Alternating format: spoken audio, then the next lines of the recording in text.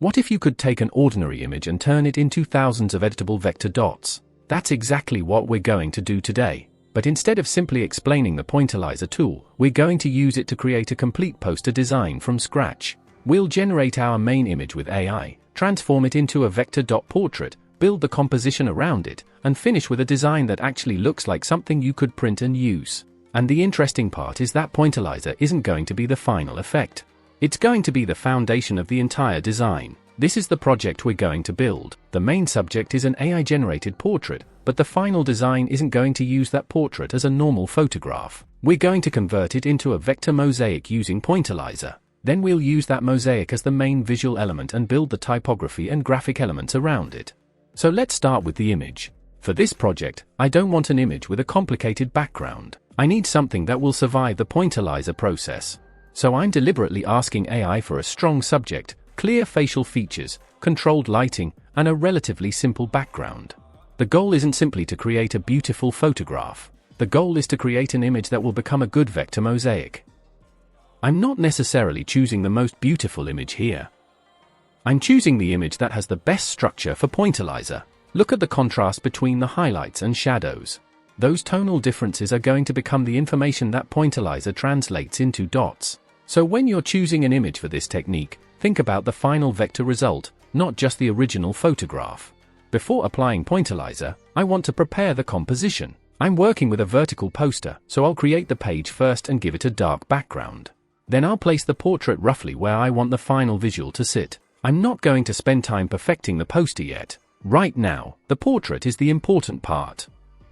And now we're at the point where the project changes completely. I'll select the image and go to Effects, Pointillizer. And watch what happens. We're no longer looking at a photograph. We're building a vector mosaic from the image. This is why I wanted to use Pointillizer as the main part of the project rather than simply explaining the tool. Now we have something we can actually design with. Now I'm not going to go through every Pointillizer option one by one. Instead, I'm going to adjust the controls based on what I need from the artwork. The first thing I'm looking for is enough detail to keep the face recognizable. If the dots are too large, the facial features start disappearing. If they're too small, we get a huge amount of unnecessary detail. So I'm looking for the balance between detail and visual impact. And that's really the important part of working with an effect like this. Don't adjust the settings because you can. Adjust them because the design needs something. And this is the part one really like. When you look at the entire poster, you see a portrait. But when you get closer, you discover that the portrait is actually made from individual vector elements. That's what gives this effect so much potential for print and large format design. At this point we have the effect, but we don't have a design yet. That's an important distinction. A cool effect doesn't automatically make a good composition. So I'm going to control the color and turn this from a technical effect into a graphic element. Instead of keeping everything in its original photographic colors, I'm going to push the artwork toward a limited palette. This gives us much more control over the final poster. Now I want to use the same technique for something completely different. I'll create a simple circle and apply Pointillizer again. This gives us a second visual language that matches the portrait, and this is where a tool starts becoming part of a design system. We're not just using Pointillizer once, we're using the same visual logic in multiple elements so the poster feels intentional. I want to add a few circles to help connect the empty areas. Now let's bring typography into the composition.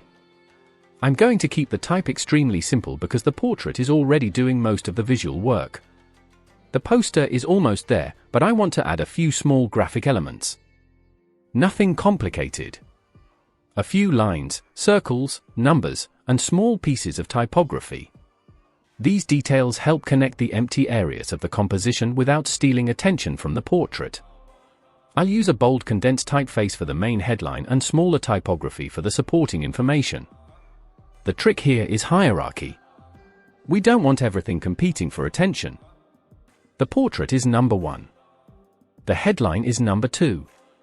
Everything else supports those two elements. Now I'm going to make the typography interact with the portrait instead of simply placing it beside the image. I'll move part of the headline behind the subject. This creates depth and makes the composition feel more integrated. Notice that we are still using very simple elements. The complexity is coming from how we're combining them, not from adding more objects. And because our main visual already has such a strong texture, I want the rest of the design to stay clean.